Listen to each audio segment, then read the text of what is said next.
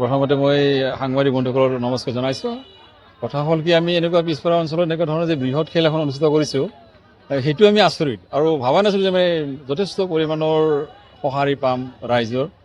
ধৰক ৬-৭ হাজাৰ মানুহ কম দিনটো হৈয়ে আছেহি। এটাই দুখৰ বিষয়, যিহেতু আমাৰ অনুষ্ঠানটো খুব চালুকে নাছিল, কিন্তু লাহে লাহে কৰ্মৰে আমি আগবাঢ়ি আছোঁহি।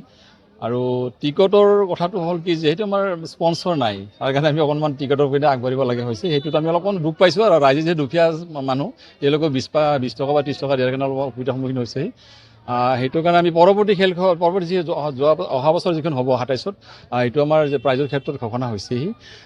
চিন্ময় তালুকদাৰ উদীয়মান যুৱক ব্যৱসায়, তেখেত ভালাগুৰিৰ, তেখেতৰ দেউতাকৰ সোঁৱৰণিত, গোপাল চন্দ্ৰ তালুকদাৰৰ সোঁৱৰণিত আৰু অংকুৰ কলিতাৰ সোঁৱৰণত তেওঁ প্ৰথম আৰু দ্বিতীয় পুৰস্কাৰ দিম বুলি সক্ষম হৈছেহি।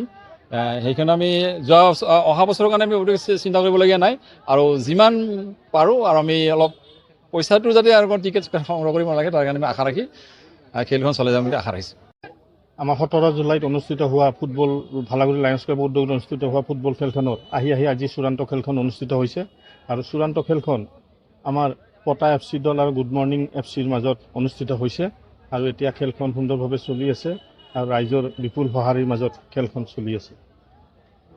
লায়ন্স ক্লাব আজি 20 বছৰ আগতে একদম চালুকীয়া অৱস্থাতে আছিলে। আমি ক্ৰীড়াৰ ক্ষেত্ৰত হওক, সাংস্কৃতিক ক্ষেত্ৰত হওক, আমি ফুটবল খেল, ক্ৰিকেট খেল ইত্যাদি অনুষ্ঠিত কৰি আহিছোঁ।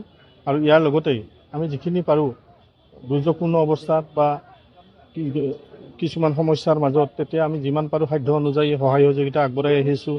বা আমাৰ যিসকল কৃতি ছাত্ৰ ছাত্ৰী আছে, যিসকলে সুন্দৰ ৰিজাল্ট কৰিছে, তেওঁলোকৰ ক্ষেত্ৰতো আমি সাধ্য অনুযায়ী সহায় সহযোগিতা আগবঢ়াই আহিছোঁ।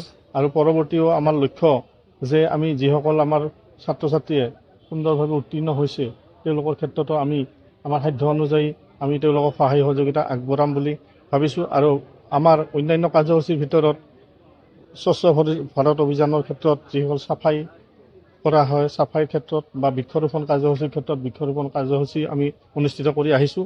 যিমানখিনি পাৰোঁ সাধ্য অনুযায়ী অনুষ্ঠিত কৰি আহিছোঁ। সকলো অসমবাসী ৰাইজক এটাই বিনম্ৰভাৱে অনুৰোধ কৰোঁ যে এই খেল প্ৰেমিক, ক্ৰীড়া প্ৰেমিক সকলোৱে যাতে এনেধৰণৰ খেল উপভোগ কৰে, আৰু পৰৱৰ্তী যাতে আমাৰ এই যি লায়ন্স ক্লাবৰ উদ্যোগত যাতে আগন্তুক ভালকৈ খেল পৰিচালনা কৰিব পাৰে, সেইখিনিয়ে মোৰ ক'বলগীয়া আছিল।